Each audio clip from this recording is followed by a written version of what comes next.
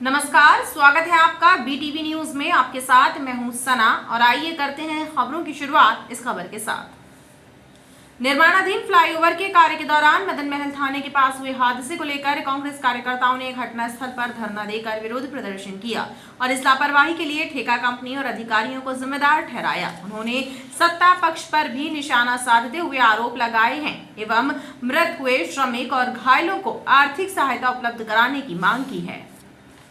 मदन महल में चल रहे फ्लाईओवर के नीचे चल रहे निर्माण कार्य के दौरान मिट्टी धसकने से मलबे में दबकर एक मजदूर की मौत हो गई और कुछ श्रमिक जख्मी हो गए। इस हादसे के बाद MIC मेंबर कांग्रेस पार्षद अमरीश मिश्रा ने कार्यकर्ताओं के साथ घटनास्थल पहुंचकर धरना देते हुए विरोध प्रदर्शन किया और कार्य में बरती जा रही लापरवाही पर आक्रोश जताया। उन्होंने कहा कि दुर्घटना के बाद कोई भी जिम्मेदार अधिकारी या सत्ता पक्ष के जनप्रतिनिधि और कंपनी के अधिकारी मौके पर नहीं पहुंचे। में लापरवाही बंद करो, बंद करो, बंद करो, भ्रष्टाचार बंद करो, बंद करो, बंद करो, भ्रष्टाचार। ना कोई यहाँ पर बैरिकेड्स थे और अगर मिट्टी धसकी थी तो जो कर्मचारियों के पास ना हेलमेट था, ना कोई ऐसा साधन था जिससे वो दुर्घटना से बच सकते हैं। निश्चित तौर से भारतीय जनता पार्टी जल्दबाजी में कार्य करवा रही है, झूठे फीते काटकर सत्ता की लालच में। अभी 50% भी कार्य पूर्ण नहीं हुआ और उद्घाटन कर दिया गया, दिखावे के लिए किया गया, जनता को भटकाने के लिए किया गया है, जिसका कि हम कांग्रेस कमेटी विरोध करते हैं। ना ही कोई सत्ता दल का नेता आया, ना ही उसके कोई मुआवजे की बात कही गई है और आज वो हम इस दुनिया से चला गया। वो गरीब मजदूर निश्चित तौर से दिखावे का कार्य हो रहा है। आम जनता को परेशान करने के लिए जो भी हथकंडे अपनाए जा रहे हैं, जल्दबाजी में वो किए जा रहे हैं। जिसका इस मामले को लेकर बृहद आंदोलन करने की चेतावनी देते हुए कांग्रेसियों ने हादसे का शिकार हुए मजदूरों को आर्थिक सहायता उपलब्ध कराने की मांग की है। शासकीय विज्ञान महाविद्यालय के छात्रावासी छात्रों ने हॉस्टल में प्रवेश दिए जाने की मांग की है। छात्रों ने प्रिंसिपल को एक पत्र सौंपकर बताया कि उनकी आर्थिक स्थिति ठीक नहीं है, लिहाजा वो किराए के मकान में रहना वहन नहीं कर सकते, लिहाजा उन्हें छात्रावास उपलब्ध कराया जाए।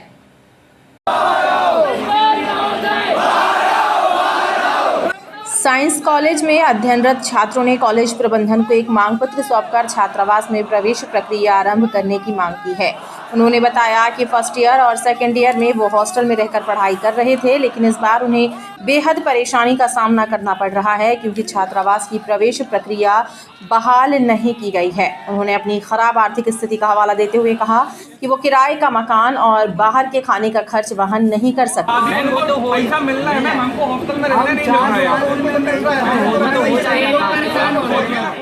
रूम का किराया ही 3000 हो जाता है और उसके साथ साथ खाने का किराया 3000। तो हमारी इतनी आर्थिक स्थिति ठीक नहीं है कि हम 6000 रुपये बाहर दे पाएँ एक महीने का।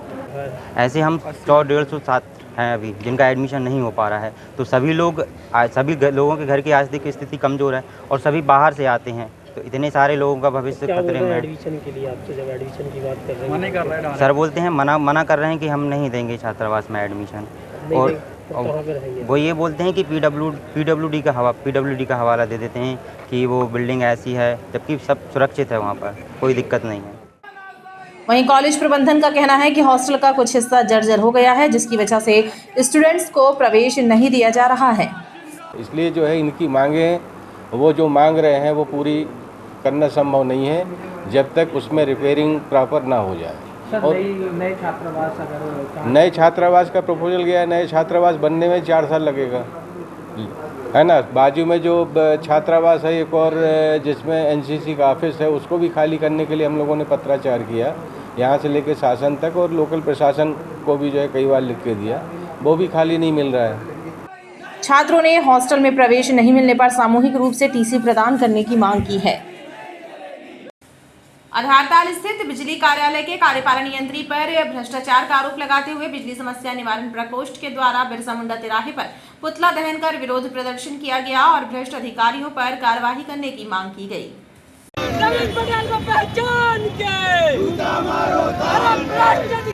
आधारताल क्षेत्र में स्थित विद्युत विभाग के कार्यपालन यंत्री रविंद्र पटेल पर भ्रष्टाचार का आरोप लगाते हुए मध्य प्रदेश कांग्रेस बिजली समस्या निवारण प्रकोष्ठ के द्वारा बिरसा मुंडा तिराहे पर रविंद्र पटेल का पुतला दहन किया गया।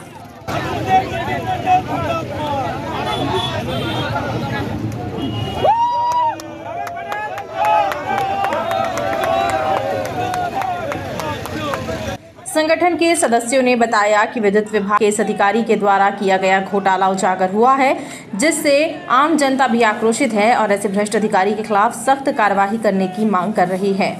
मध्य प्रदेश कांग्रेस बिजली विभाग के प्रदेश अध्यक्ष सौरभ नाटी शर्मा के आह्वान पर विद्युत मंडल के डीई श्री रविंद्र पटेल के द्वारा किए जा रहे भ्रष्टाचार, विद्युत मंडल में प्राप्त तानाशाही, अराजकता के विरोध में विद्युत मंडल के डीई रविंद्र पटेल का बिजली प्रकोष्ठ के द्वारा आधारताल बिरसा मुंडा चौक में पुतला दहन करके विरोध प्रदर्शन किया गया, क्योंकि विद्युत मंडल के डीई की जो कार्य प्रणाली है उससे आम जनता बहुत पीड़ित है। चाहिए थी इस अधिकारी ने भाजपा के उस नारे को बिल्कुल फलीभूत कर दिया, सबका साथ सबका विकास।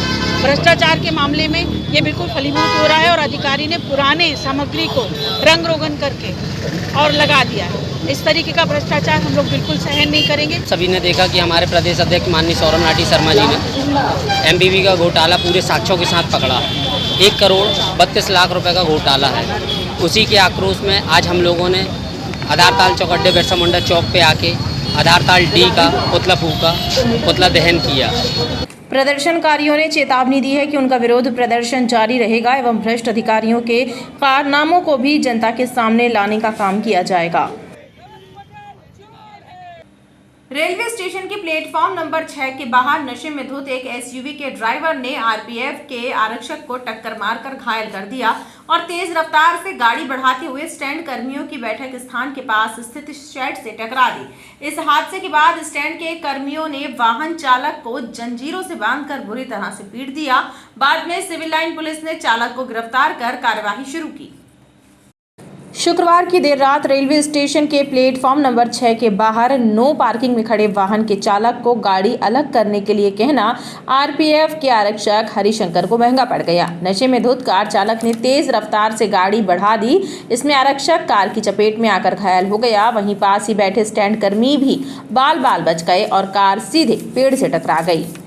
घायल हुए आरक्षक को अस्पताल में भर्ती कराया गया। इस हादसे के बाद साइकिल स्टैंड के कर्मचारियों ने ड्राइवर आकाश मिश्रा को जंजीरों से बांध दिया और बुरी तरह से उसकी पिटाई की।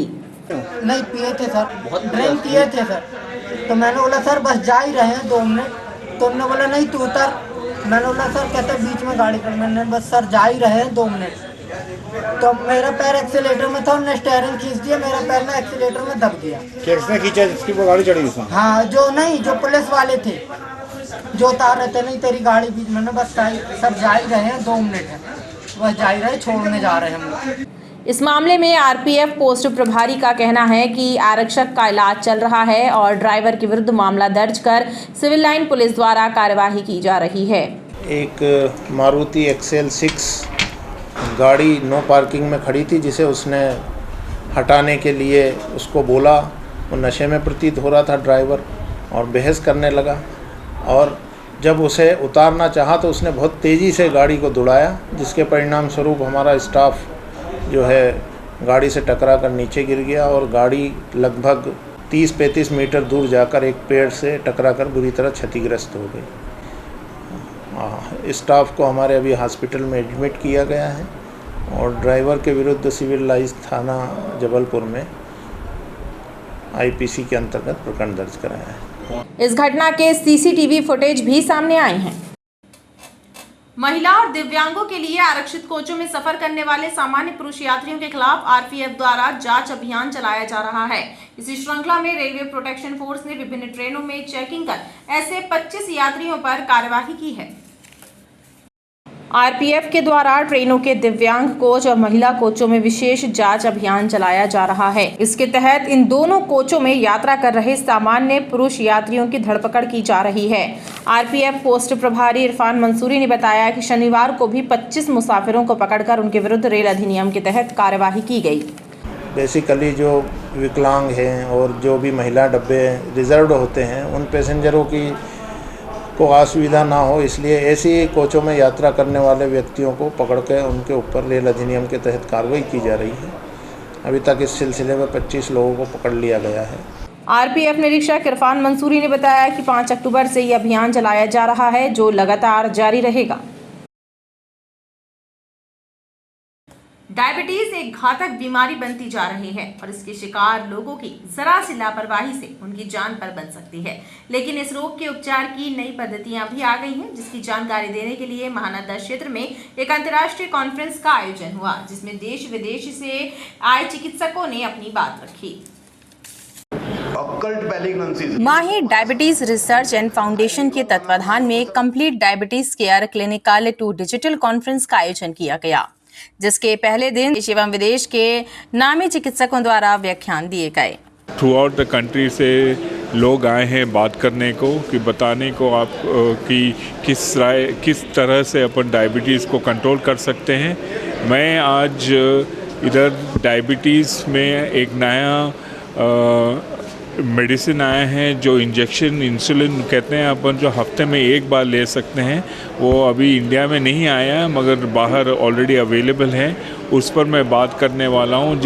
इसका मुख्य उद्देश्य ये रहता है कि जो डायबिटीज़ और उससे जुड़े हुए बीमारियां हैं, जैसे कि ब्रेन में लकवा लग जाता है, आँखों में अंधत्व हो जाता है, किडनी ख़राब हो जाती है, नपुंसकता आ जाती है, पैरों में घाव हो जाएँ तो वो ठीक नहीं होते हैं। तो सारे पहलुओं पर जो पूरे देश विदेश से डॉक्टर आए हुए हैं उनके द्वारा इस पहलुओं पर परिचर्चा की जाएगी और शहर में ही रहकर जो आधुनिक इलाज इन सारी बीमारियों का है यह अब जबलपुर वासियों को संभव होगा और यही हमारा उद्देश्य रहता है कि व्याख्यान के दौरान चिकित्सकों ने मधुमेह को नियंत्रित करने के तरीकों एवं दवाओं के बारे में भी विस्तृत जानकारी दी। और अब एक नजर मौसम पर।